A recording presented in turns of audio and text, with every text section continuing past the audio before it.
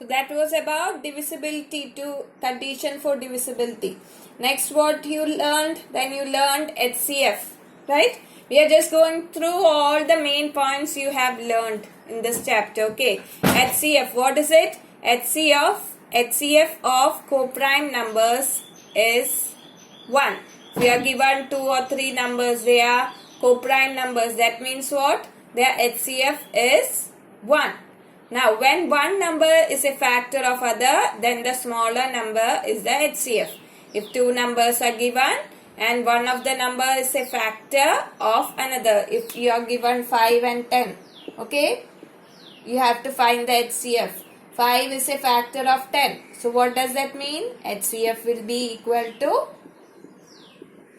5. Okay, the smaller number. Then what you learned? You learned HCF of given numbers can be found out by the following methods. What are they? By finding the highest of the common factors. Okay, that is, we have learned different methods of finding HCF. Okay, I am going to write that. Now, we learned that HCF can be found by 3 methods. What are they?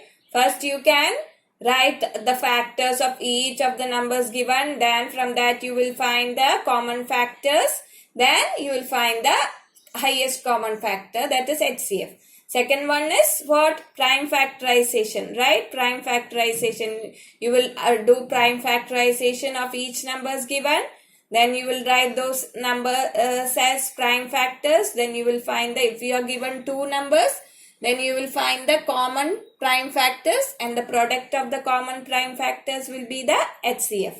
And if you have given 3 numbers, what will you do? You will find the prime factors of 2 numbers, all the 3 numbers prime factors, and see which are the common prime factors, and then what?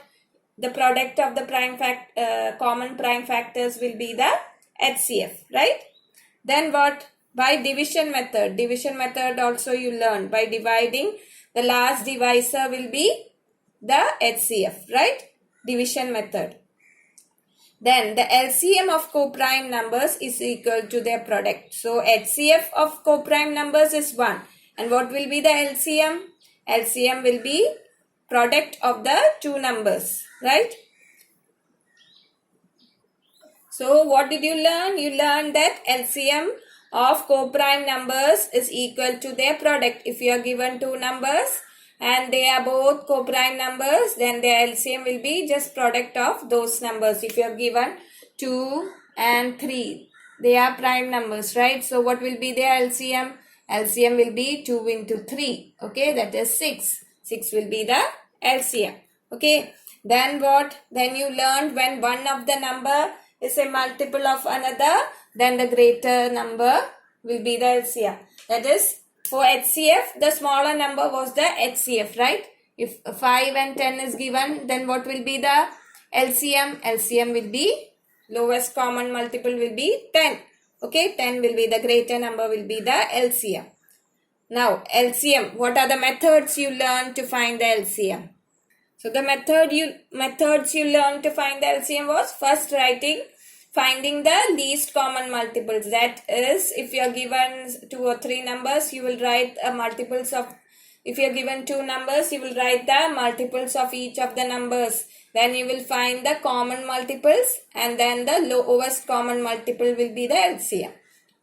Then by prime factorization method, how to find the LCM.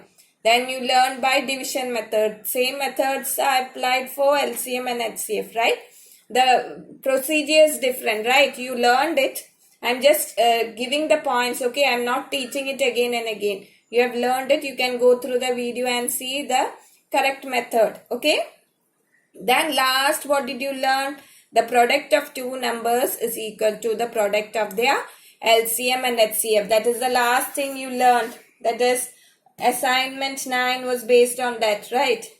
LCM into HCF is equal to what? The product of 2 numbers. So with that, this chapter 3 is done. Okay, LCM, HCF. Then they have given mental maths and all that. those you can do yourself. That is that doesn't come in the syllabus. Okay, you won't have questions from that for your exams. Okay, so these are the syllabus you have in this chapter which I have taught. Now next day we will start the new chapter, chapter 4. Okay, till then, bye children.